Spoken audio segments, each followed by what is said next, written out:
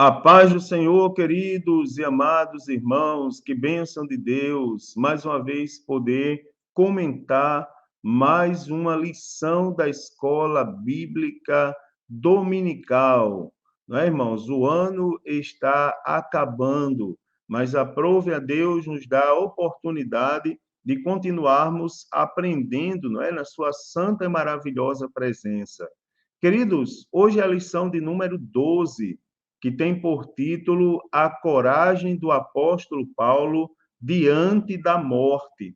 Veja que tema chocante, irmãos, não é? A coragem do apóstolo Paulo diante da morte. Queridos, o texto áureo dessa lição está na segunda carta do apóstolo Paulo aos Coríntios, capítulo 4, versículo 11, onde diz assim: Assim e assim nós que vivemos, estamos sempre entregues à morte, por amor de Jesus, para que a vida de Jesus se manifeste também em nossa carne mortal. A verdade prática diz: o Espírito Santo nos prepara para sofrer por Jesus Cristo e suportar as angústias e aflições na obra de Deus. Que coisa contrária aos pensamentos desse dia, não é, irmãos? Pense numa coisa que as pessoas não querem, é suportar angústias e aflições. Aliás, alguns nem querem ouvir que vão passar por isso. Mas vamos ver o que essa lição nos prepara para hoje, não é? O objetivo geral, irmãos, é conscientizar a respeito da coragem diante da morte. E os objetivos específicos é mostrar a consciência de Paulo quanto a padecer por Jesus, também apontar a coragem para enfrentar as ameaças de morte e também destacar as acusações e prisão de Paulo no templo. A leitura bíblica em classe está, irmãos, no livro dos Atos dos Apóstolos. Livro dos Atos dos Apóstolos, capítulo de número 21, e nós vamos ler do versículo 7 ao versículo de número 15. Diz assim: E nós, concluída a navegação de Tiro, viemos a Ptolemaida, e, havendo saudado os irmãos, ficamos com eles um dia. No dia seguinte, partindo dali, Paulo e nós, que com ele estávamos, chegamos a Cesareia, e entrando em casa de Filipe, o evangelista, que era um dos 7, ficamos com ele. Tinha este 4 filhas donzelas que profetizavam.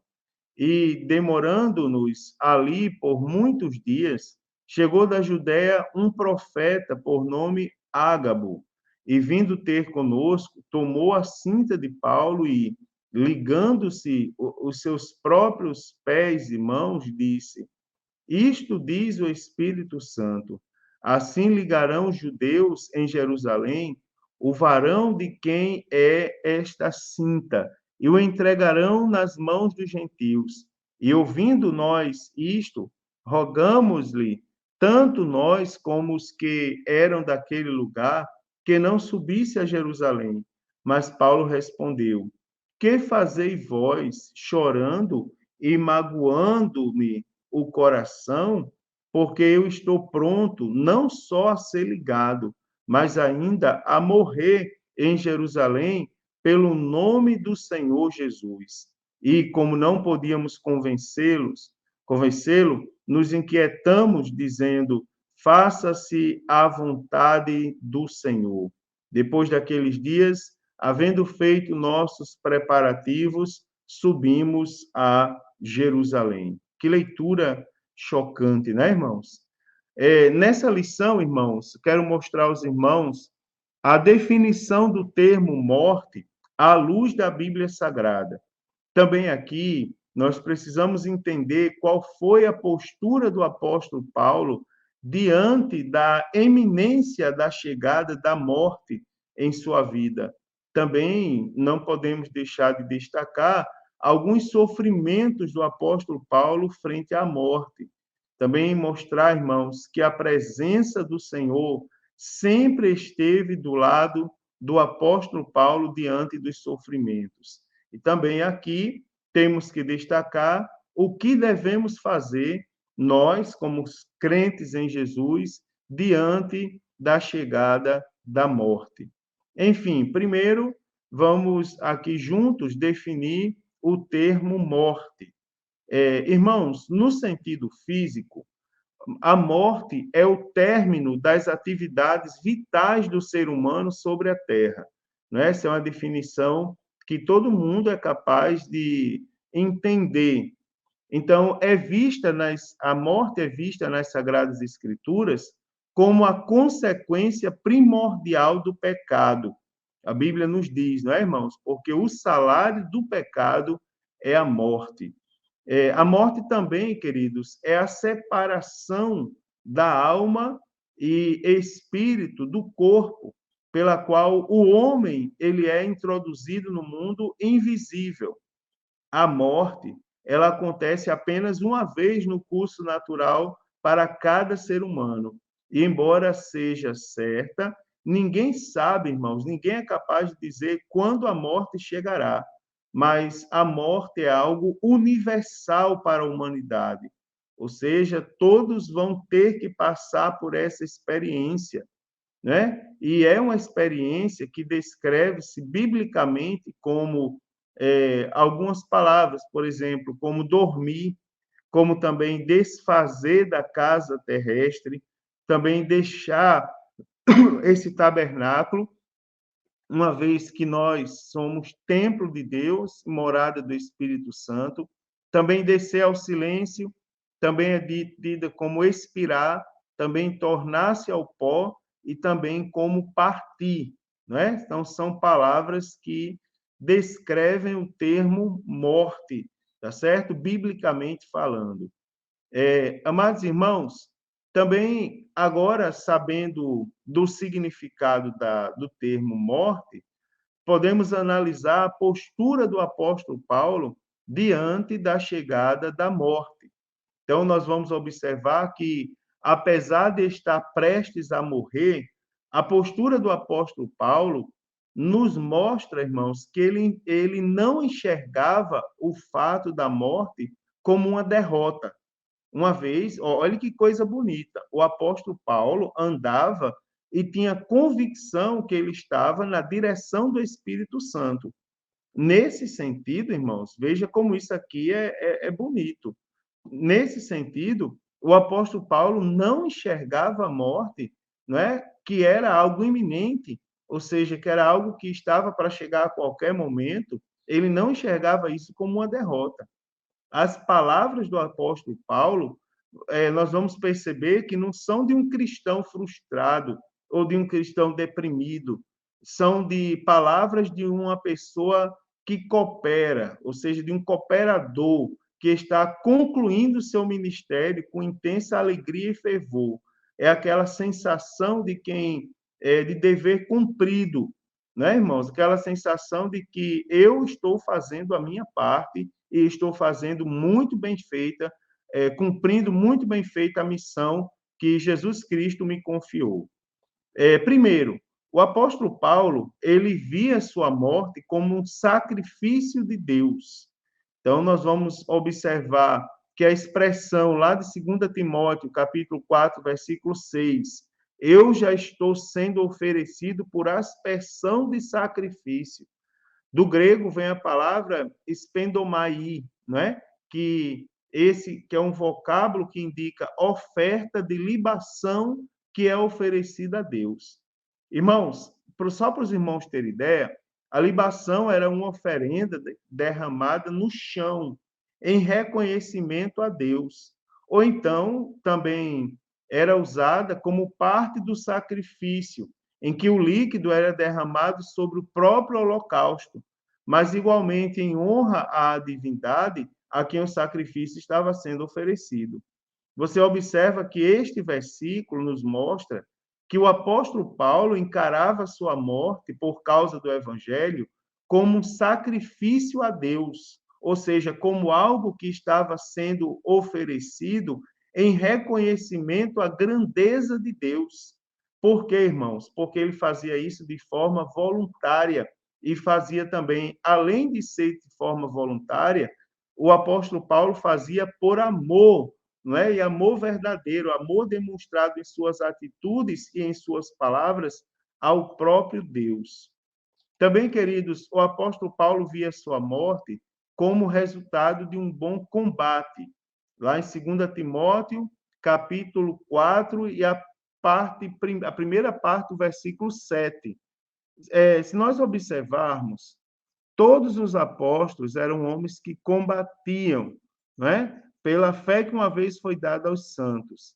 Mas nenhum teve tantas oposições, conforme nós lemos nas Sagradas Escrituras, oposições e ameaças, quanto o apóstolo Paulo teve. O apóstolo Paulo, irmãos, foi um obreiro extremamente perseguido. Agora, um destaque do apóstolo Paulo é que ele nunca desistiu da sua luta espiritual em prol do evangelho de Jesus Cristo, não é? Nunca desistiu. Segundo Champlin, para o apóstolo Paulo, a verdadeira vida cristã é pintada como uma luta, como uma competição atlética, como uma experiência árdua e testadora, pois há uma coroa a ser obtida, mas essa coroa só pode ser conquistada por aqueles que lutarem de conformidade com as regras e assim saírem vencedores. Olhe só, irmãos, que exemplo a todos nós. Uma pergunta que não se deixa calar: como nós estamos nos comportando frente ao evangelho? Essa lição, ela é desafiadora a todos nós. Você vê o apóstolo Paulo, ele ensina a pregação da palavra como uma competição, não é? Como algo que a gente deve buscar arduamente, saber que a gente vai enfrentar oposições, obstáculos, como um atleta que luta para receber a coroa da vitória. Então, que cada palavra dessa sirva para nossa reflexão, não é? Para a gente pensar, isso precisa moldar o nosso coração. Como nós estamos enxergando a verdadeira, genuína obra de Deus, conforme está descrito na Bíblia Sagrada. Também, queridos, o apóstolo Paulo via sua morte como resultado de uma carreira cristã, né? Em sua carreira ou em sua corrida, digamos assim, o apóstolo Paulo diz que não olhava para trás, mas ele olhava para as coisas que estavam diante dele, não é? Prosseguindo para o alvo, pelo prêmio da soberana vocação de Deus em Cristo Jesus. Irmãos, aqui é importante destacar essa história da carreira cristã, ou da corrida cristã, que muitos começam muito bem a carreira. Isso não é difícil da gente deduzir.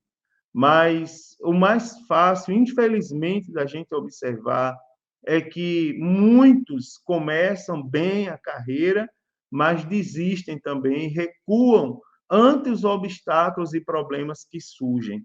Quer ver uma coisa? Essa lição precisa nos amadurecer, ela precisa trabalhar o nosso coração para a gente ser mais crente. Eu vou fazer uma pergunta para os irmãos, que é uma pergunta verdadeira, uma pergunta que infelizmente nos persegue diariamente. Quer ver aonde estão os irmãos que aceitaram Jesus na sua igreja há 3 anos atrás?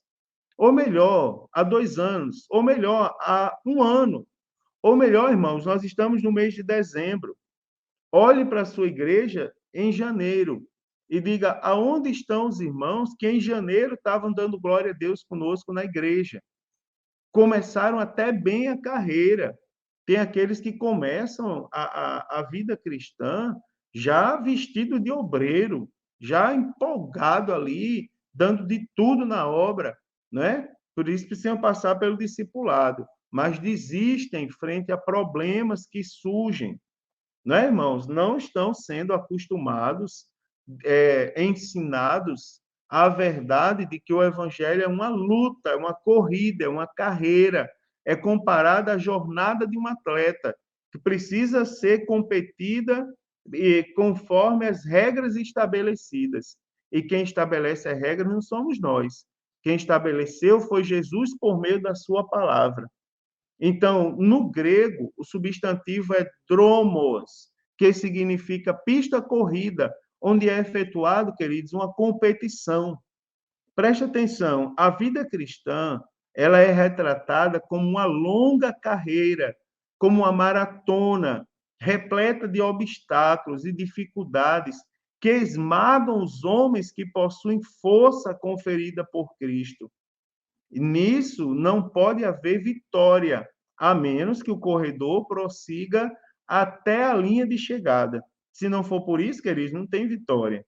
Essa carreira é uma carreira que exige de todos nós dedicação e coragem, bem como o poder espiritual do Espírito Santo, porque sem ele nós não damos um passo adiante, pois de outro modo será inteiramente impossível concluí-la com êxito. Sabemos, irmãos, com base em tudo quanto encontramos e sofremos, que correr com sucesso a carreira cristã não é coisa fácil. Mas o apóstolo Paulo, ele via a sua morte como resultado dessa carreira, né? Veja só qual a vitória que ele esperava da sua carreira, esperava a morte, né, irmãos? E como é que nós, o que nós estamos esperando? O apóstolo Paulo também via sua morte, irmãos, como resultado para se guardar a fé. Isso quer dizer que o apóstolo Paulo foi fiel a Deus em todas as circunstâncias da sua vida. Isso aqui fala grandemente também ao nosso coração. O apóstolo Paulo não se embaraçou com os negócios dessa vida.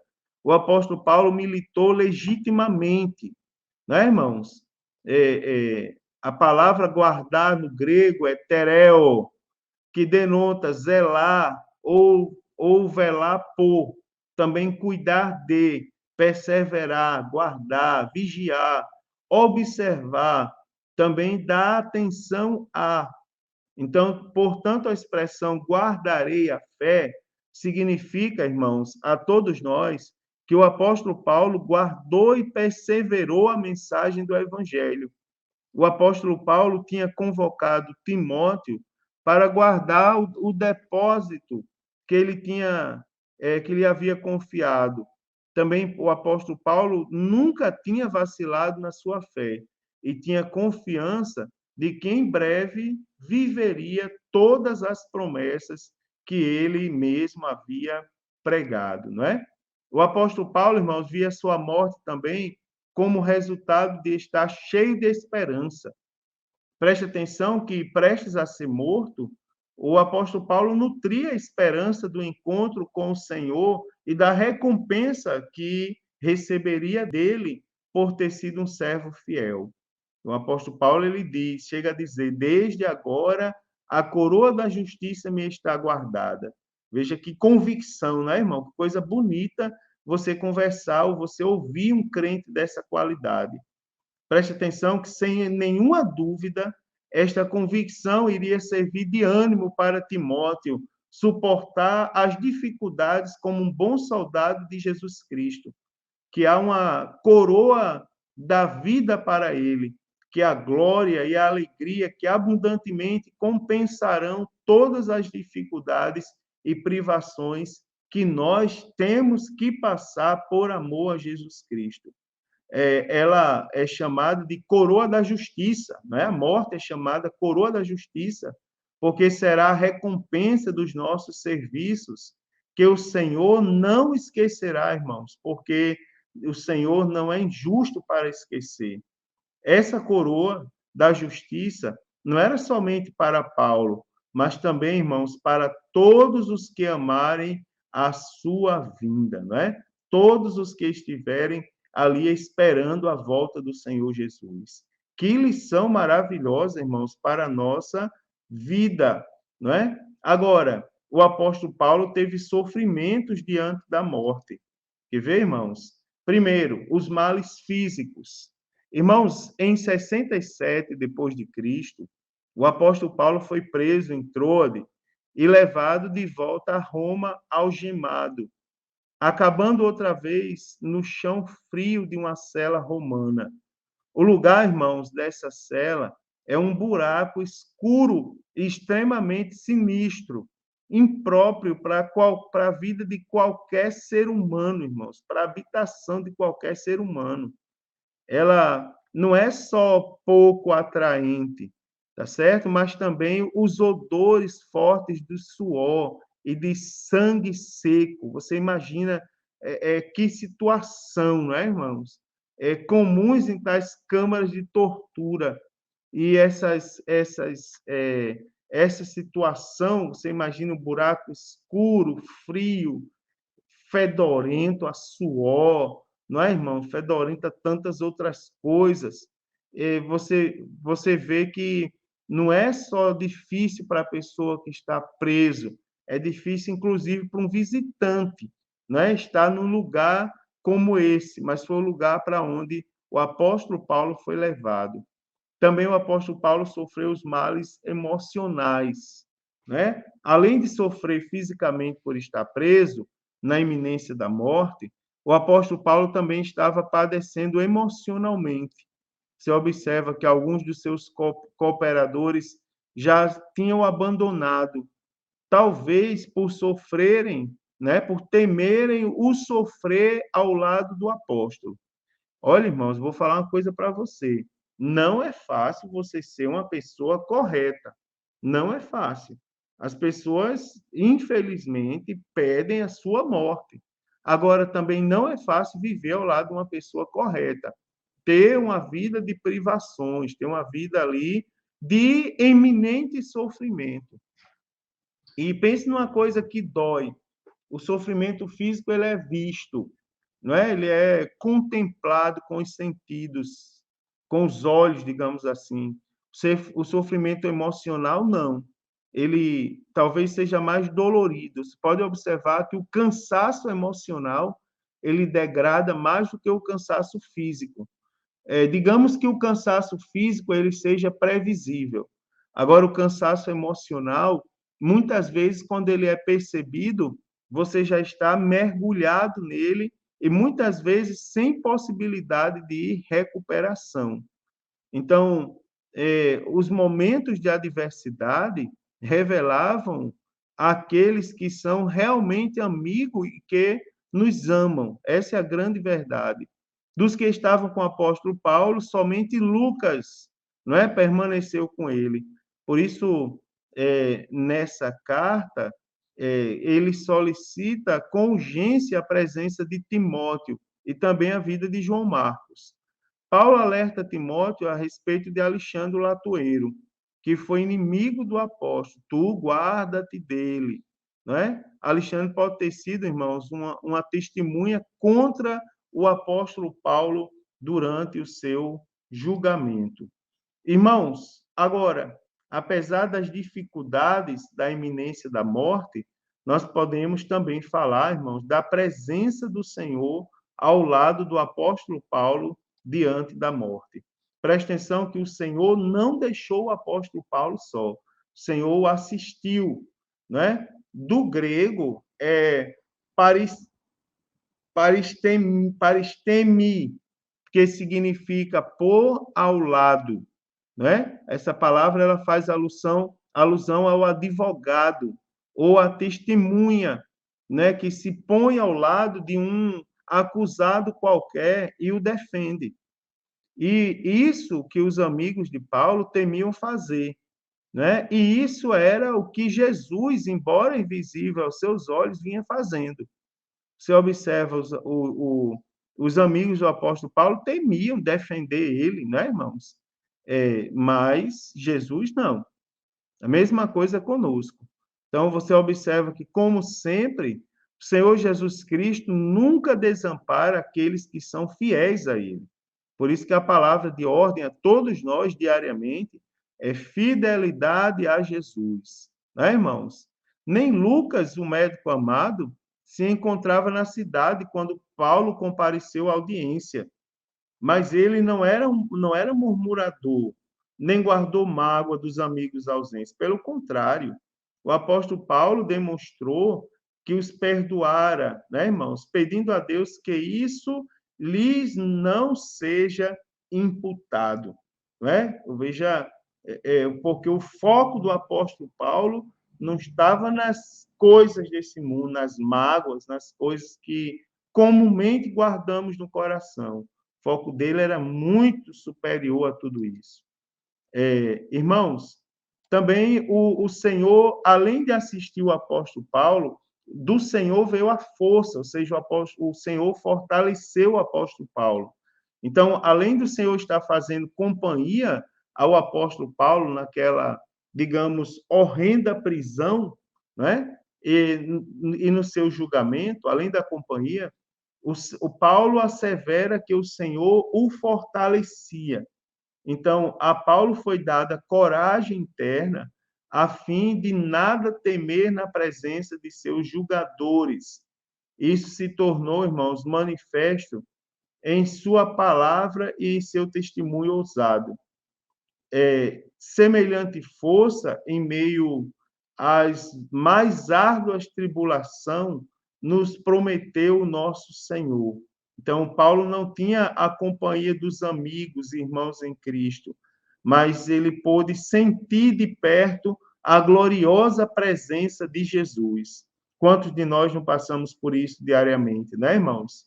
O Senhor se fez presente e fortaleceu a alma e o espírito dos seus servos. Mesmo estando preso, ele se sentia livre da boca do leão. Você observa, esse mesmo Deus, irmãos, também fortalece a nossa alma e o nosso espírito. E nunca esqueça o significado da alma e do espírito. Nunca esqueça que a alma é a sede, a composição do homem, aonde está a sede das emoções e dos sentimentos. E o espírito é aquela parte que se comunica com Deus. Você observa que Deus fortalece o homem tanto a si mesmo, para que o homem permaneça feliz frente às adversidades. Isso explica muitas atitudes de muitos crentes, como ele fortalece o homem na sua presença, né, que é o Espírito, ou seja, para lhe buscar, para estar ligado com o céu. O mesmo Deus que fortaleceu o apóstolo Paulo nesse sentido, ele também nos fortalece. Glória a Deus por isso. Louvado seja o nome do Senhor Jesus. O Senhor também guardou, irmãos, o apóstolo Paulo para si. Você observa que o apóstolo Paulo não esperava por um livramento físico, não é? Ele sabia que seu tempo de partir estava chegando. Então, por isso mesmo, o apóstolo Paulo olhou para além dos perigos e das vicissitudes terrenas, contemplando o reino celeste e ciente de que Deus o tomaria para si. Preste atenção que esse texto ele nos mostra o quanto o apóstolo Paulo estava tranquilo nesse sentido, aguardando a vontade de Deus sobre a sua vida e também o fim de seu ministério. E ele conclui, né, saudando seu amigo e filho na fé, em 2 Timóteo, capítulo 4, e versículo de número 22. Louvado seja o nome do Senhor. Irmãos, por fim, o que deve fazer o crente diante da morte? Preste atenção, o que deve fazer o crente diante da morte? No final, irmãos, da terceira viagem missionária, o apóstolo Paulo foi preso em Jerusalém. Alguns judeus queriam matá-lo. Ele continuou durante mais 4 anos encarando a possibilidade de ser condenado à morte. Ele disse aos cristãos de Filipos que não estava com medo da morte. Então, notemos aqui, irmãos, como o apóstolo Paulo encarou a possibilidade da morte. Primeiro, ter esperança apesar do luto. Então, é natural que a experiência da separação de um ente querido traga dor, angústia, tristeza, saudade. O luto chega de forma inesperada na vida de qualquer pessoa, mas a promessa do Mestre de Nazaré, ou seja, de Jesus Cristo, ainda se sobrepõe, irmãos, a qualquer vicissitude existencial. Ele diz: quem crê em mim, ainda que esteja morto, viverá. Ou seja, nós não podemos deixar morrer na nossa vida a esperança.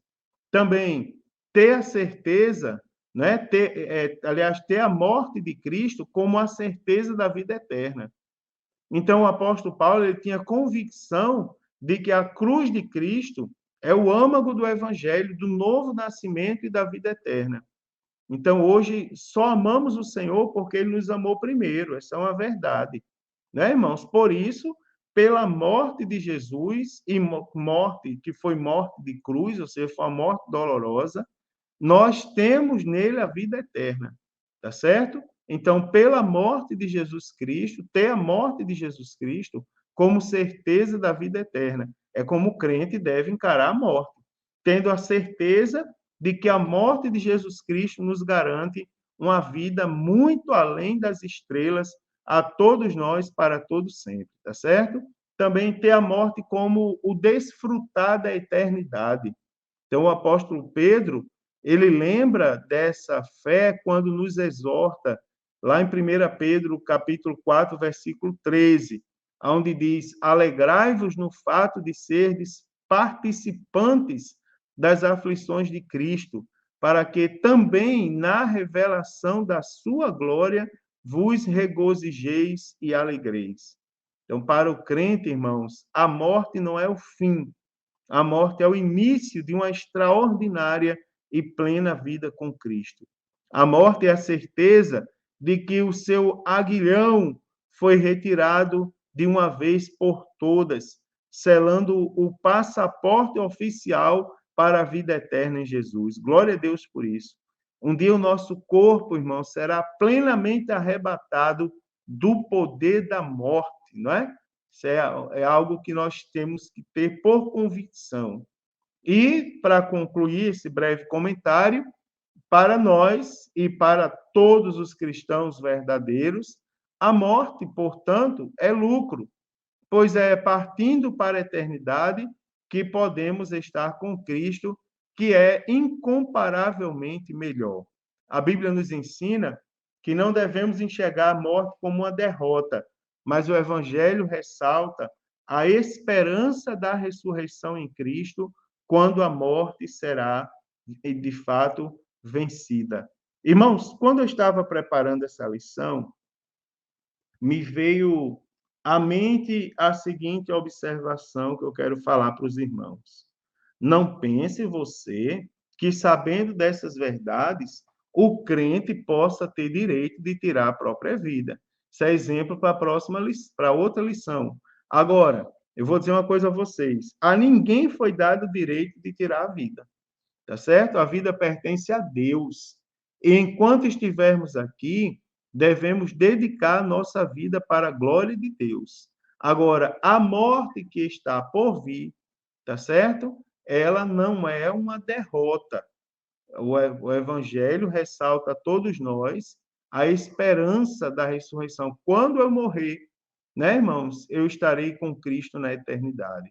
Mas enquanto eu estiver aqui, eu serei um atalaia, tá certo? Eu serei um pregador, eu serei um anunciador das verdades de Cristo e farei isso com plena alegria. Glória a Deus por isso, que o Senhor Jesus nos abençoe, que o Senhor Jesus conceda a todos nós uma excelente aula, tá certo? Lembre-se de anotar suas dúvidas, suas colocações, lembre-se de ler a revista, de ver cada tópico que está descrito lá, tá certo? E contribua com a aula e motive também os seus irmãos em Cristo para que estejam na escola bíblica dominical aprendendo todos os domingos. Irmãos, lembre-se que a escola dominical não tem férias.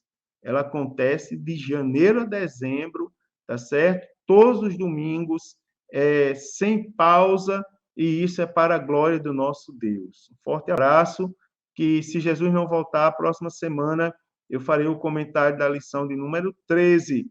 Uma excelente aula a todos e a paz do Senhor Jesus.